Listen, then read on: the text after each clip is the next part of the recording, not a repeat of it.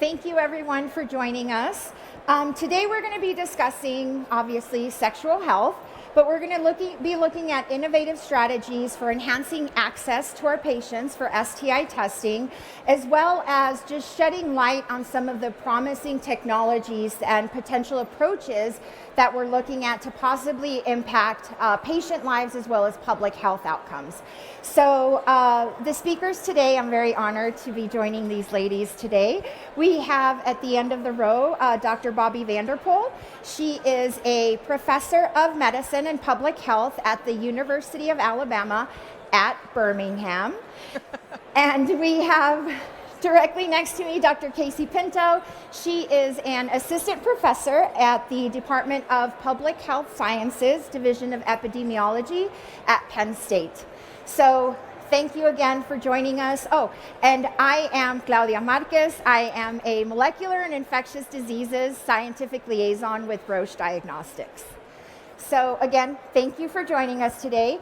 And I'd really like to open this talk with just talking about the amount of STIs that we're seeing in the United States right now. So currently, the CDC estimates, and this is as of 2022, there are 1 in 5 people with an STI, as you can see up on this slide here.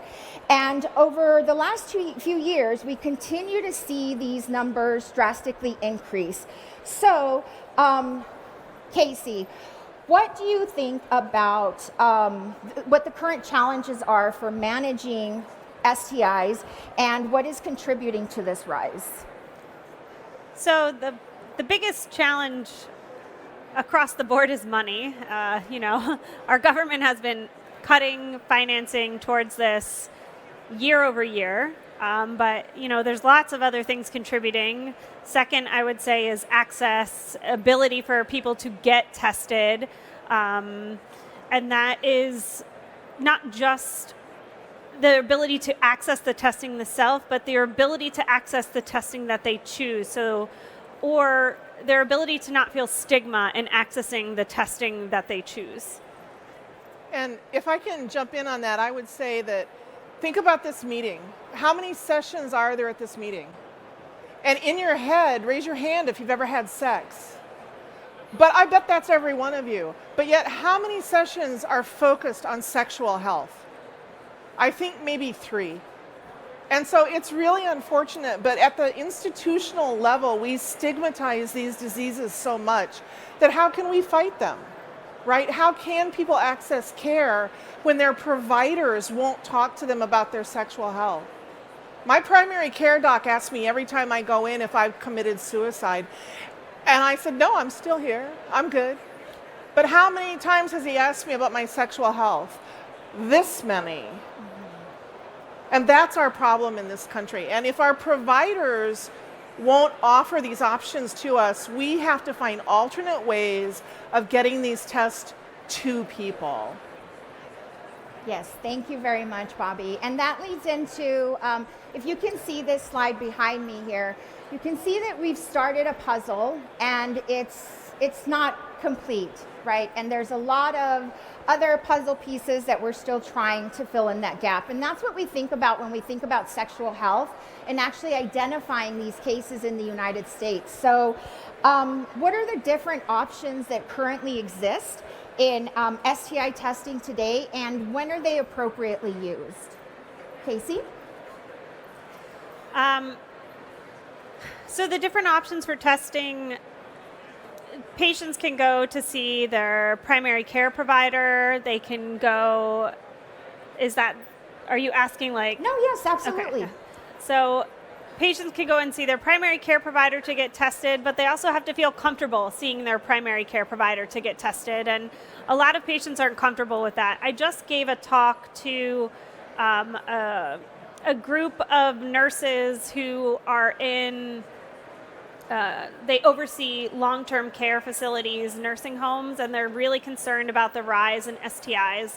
And one of their concerns was the medical director there. Patients were coming to them and saying, hey, I'm concerned, I'm having sex. And their provider was like, no, you're not. No, you're not. And they're like, no, really, I really am. He's like, I'm not having sex, so you're not having sex. And I was like, well, I'm not having sex with you. I was like, oh my gosh.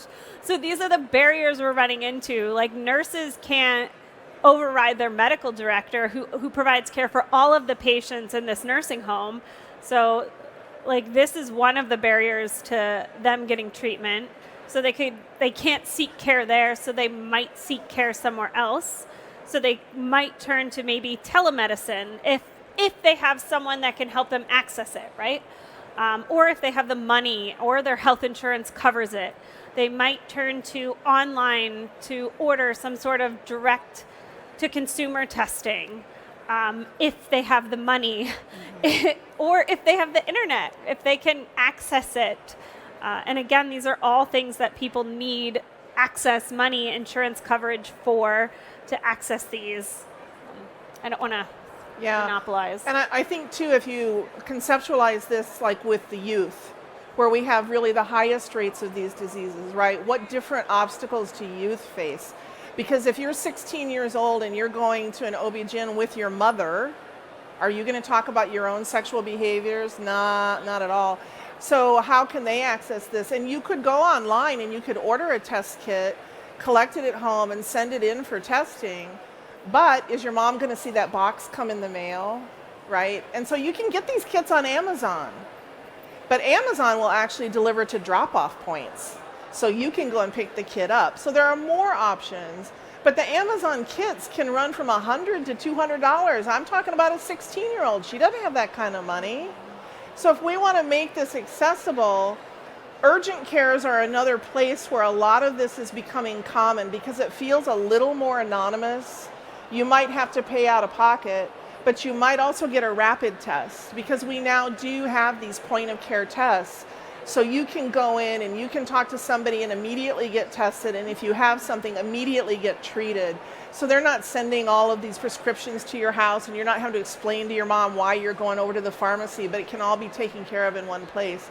So I think the online ordering is not optimized yet, but could be a good strategy if we can make it affordable and accessible, as Casey said.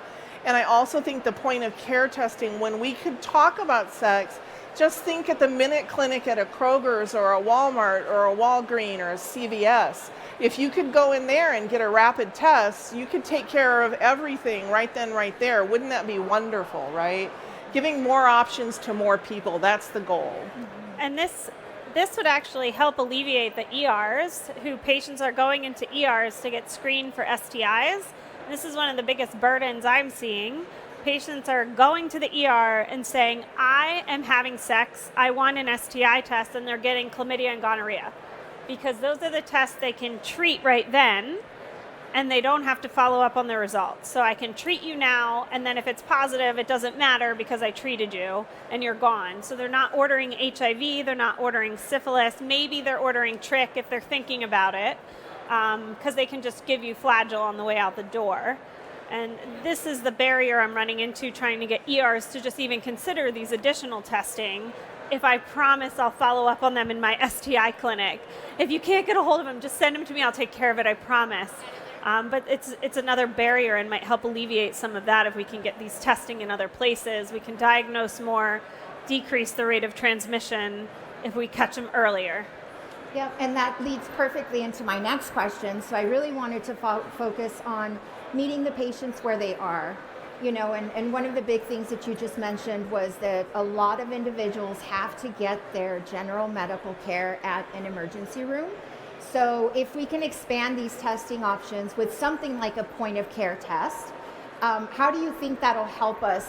You know, you've pretty much answered the question, but can you just expand a little bit? I know, Casey, you meet a lot of patients when you're driving out in rural Pennsylvania that don't have access to transportation or childcare. So how do you think point of care will help address the needs of these patients as well?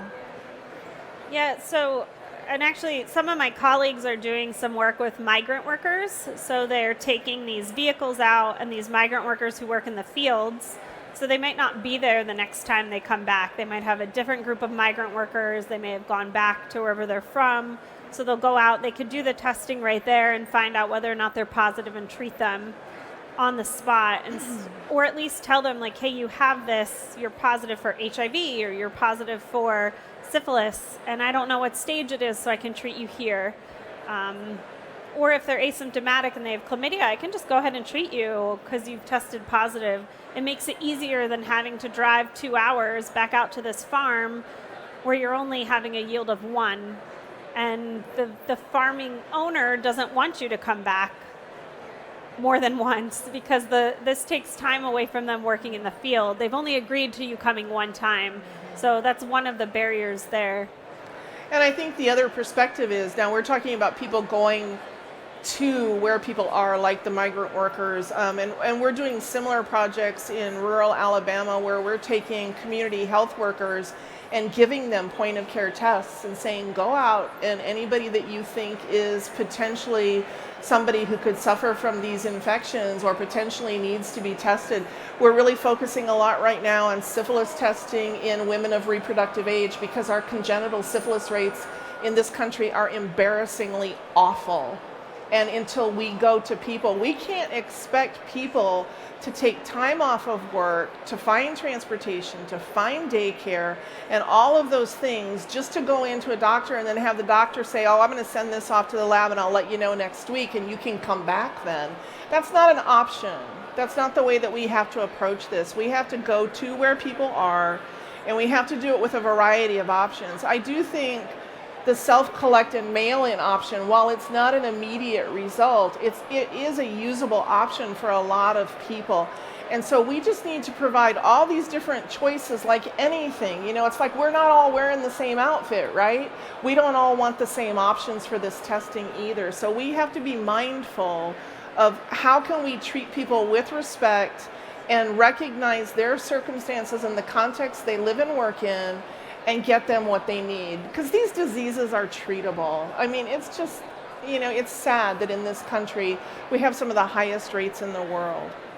Absolutely. And Bobby, again, it's like we practice this. You mentioned another word that's been coming up quite a bit when I'm out in the field doing clinician education to folks like Casey and other providers that we see around the United States is what does point of care testing mean for the laboratory? So Bobby, you run the lab at University of Alabama, Birmingham. And is this going to take anything away from the centralized laboratory? What do you think as a laboratory director? Yeah, no, I think point of care testing is just another portal to get people understanding that tests can really help improve patient management. And sometimes those tests have to be done in the lab. But think about a point of care test, let's just say for chlamydia, gonorrhea. If you test negative for that, but you had symptoms, somebody's probably going to collect a specimen and send it to the lab to test for other diseases, right? Because something's going on, you've got something. But even if you have a positive test, but it only tests, let's say there's a test out there that's just for chlamydia. But chlamydia likes to run with trick. It likes to play with gonorrhea. You know, it happens to be in people who have syphilis. So if you test positive for something, you may have been exposed to other things, and this point of care test didn't cover all the bases. So again, collect a specimen, send it off to the lab. We're never going to go out of business. We're doing just fine. The point of care tests are only going to help patients get the care that they need and then potentially get follow-up care as well. Yeah, but you have to think, you know, you say the labs are just fine. They're just fine because there's a new disease like every 10 years. We try. I mean, in the 80s, HIV. We had chlamydia. In the 80s and chlamydia, right? Yeah, and chlamydia. And then now we have mycoplasma genitalium. Something new is going to come, and we need the lab to be on board to help us find those. So. And we need the lab to help, like for example, if we have a point of care test that identifies gonorrhea in somebody, we would really like to know that antimicrobial profile, wouldn't we? But that's not going to happen at the point of care. Now, 10 years from now, I'll be wrong, right? And we'll be doing all this in a 30-second test, maybe from a breathalyzer for all I know. But the point is, right now, we're not there yet. So right now, if somebody tests positive for GC, you need to be sending a sample to the lab. The same thing with mycoplasma genitalium. About 85% of the infections are resistant to azithromycin, which is the most commonly used drug for chlamydia in this country. But so you need a resistance profile if you're going to treat that disease effectively. So yeah, the lab, we are just fine. And one thing I'd like to point out here, as you can see on the screen behind me, so 90% of STI diagnoses actually come outside of STD clinics. So based on these numbers, and this is something that we all have spoken about for many, many years, who should be tested for STIs? All of us, come on. People who have sex. That's as much definition as we need. If you have sex, you should be able to have happy, healthy sex. And that means taking care of your health care at least once a year. It's not a big deal. There are guidelines out there to tell people, who to test. But if you're a provider, I think you only need to ask about 3 questions. Do you have any complaints about your sexuality that you think we should talk about that I can help you with? Are you having any symptoms today? Do you have a new partner? I don't care if it's 1 partner, I don't care if it's 100 partners. I don't need to know your business. I need you to tell me if you got a new partner, because that happens to be a risk. And if you answer yes to any of those things, well, let's just get you tested to make sure everything's cool. And the good news is it's always good news. If a person doesn't have anything, yay, you're doing everything well, you're protecting yourself, carry on. If person has something, yay, we found that we can treat it. Take care of yourself. You don't have to have downstream consequences. You don't have to share this with your friends, right? So it's always good news, and we have to get over this. Oh my God, I don't know how to tell my patient they have chlamydia. It's pretty easy. You got chlamydia. We're done now. And Casey, you see a lot of patients, so are those conversations difficult to have? I mean, I'm probably not the person to ask, because I have these conversations all the time, so they're not hard for me at all.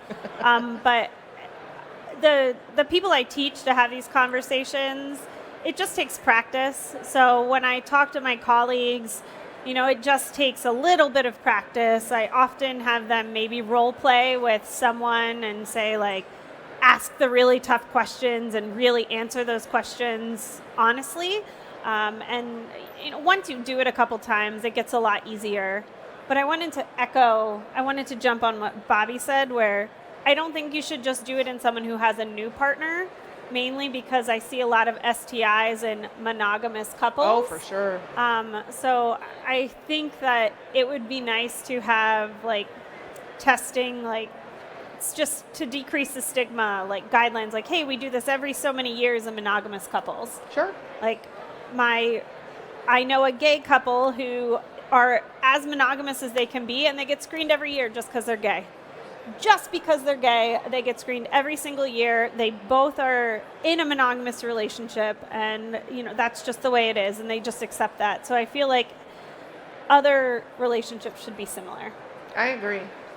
Thank you so much. And as we tie things up here and open the panel for questions, is there anything that you'd like to say that I've forgotten to ask that you'd like to tell our wonderful audience here at ADLM? Go forth and test. Okay, thank you very much, Bobby and Casey. And now we're going to open up the floor to any questions that you might have for our panelists. If you have a question for this panel, please raise your hand and I will bring a microphone to you. Thank you. Somebody has to ask a question, or we're just going to sit up here and feel foolish. Hi, so I'm not from the States. So in the States, there's no opt-out.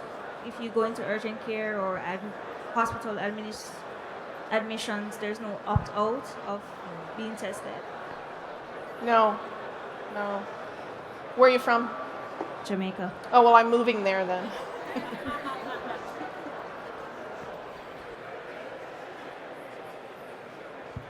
Thank you for the introduction. I just have one question. And you mentioned about for the point of care for this sexual disease. So what type of sample type the patient is much easier to accept? Because sometimes, especially for the female, the swabs is very difficult. So I just wondering, so for the clinics, what sample type is more acceptable or comfortable? So I don't think the swabs are very difficult. We have patients self-collect them. In the clinic, I give the patients the option. If you don't want me to do an exam, you can self-collect. I'll look at it under the microscope. We'll send it to the lab. It's patients will self-collect, just like, I'm like, if you can put a tampon in, you can self-collect a swab. I tell them how to do it, they do it. I get really great samples. I've never had one rejected. And Bobby can tell you about all the research out there on vaginal self-collect. I sure can. But I think, remember too, that we're not trying to collect high vaginal swabs or cervical vaginal swabs. That swab tip just has to get wet. These are super sensitive molecular tests.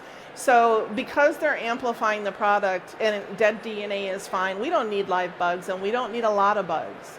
So even a lot of people in Western Europe use labial samples, which don't actually go internally. So you have lots of options that make patients comfortable with sampling. And if you're serving a population of anybody who has anal sex, again, those swabs don't really have to go in anywhere. They just have to get wet and moist. And so they have to go around like the perianum. And so again, people can collect these samples themselves, and it gives people some sense of control over the fact that they're participating in their own health care. And so actually self-collection is a really positive thing, and it's super easy to do. Okay, thank you. Hello. What about brushes? Do you use any brushes for self-collection, or it's only swabs? We only use swabs for chlamydia, gonorrhea, trichomonas, mycoplasma. If you're trying to add self-collect for HPV on there as well, then you probably do want a brush. But that sample can still be used in most of the STI bacterial ones too. So if you're using a brush, it's fine. But again, those women, if you're doing HPV via molecular testing, you're not trying to get a cervical sample. So, you know, you have to make sure that these women don't feel pressure to really insert it far up. Just tell them, choke up on the bat, put your finger up here, you know, so that you can't put it in too far, and then there won't be any pain associated with it.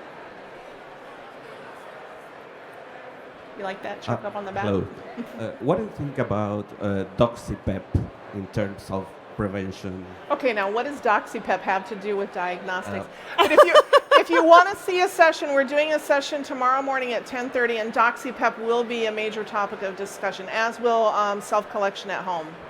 Okay. So come see us tomorrow. Yeah, sure. But I love it, Yes. if you're asking.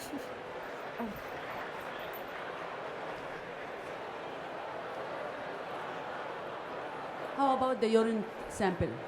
Men or women, people with a penis or people with a vagina? What urine from whom? Yeah, but I'm saying, how about the urine sample? It's okay? Okay, if you have a urine from a penis, it works great. Okay. If a person has a vagina, ask them to sample it. We lose about 20% of our positives using urine from people with a vagina.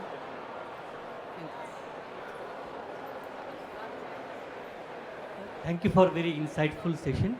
I wanted to ask you a question, like in your experience, like the state which you are explaining that everybody should do the screening for STIs, like how long will it take? Because today it is not, we do not do the screening for entire population, we do it for the select key population, and like the way you explained for people like men sleeping with men, we do the more screening. So in your opinion, how long this journey will happen that we will, everybody, either both the sexes can do regular screening at least once in a year? How long will it take? That's the question I wanted to ask. So right now in the US, for women under the age of 25, it's recommended every year. So it's about once a year. If you've been positive, for example, for chlamydia, the recommendation is that you be tested again 3 to 6 months later, because the reinfection rates tend to be high, and that's because unfortunately we don't always get partners treated. But I think your question was how long until we actually see screening regularly for the over 25? Yeah. Money. Yeah, I think it's a problem of money, and we're seeing other countries that do annual screening that are on like nationalized healthcare. We're seeing them go away from annual screening. So I'm not convinced it will happen here. But I think that it's something that we should look for and push for but I just think there's enough conservative push that it will be hard to pass. It'll be hard to get funding for It'll it. be hard to get funding. It'll be hard to get it pushed through the guidelines as a recommendation. Any additional questions for Bonnie, Casey, and Claudia?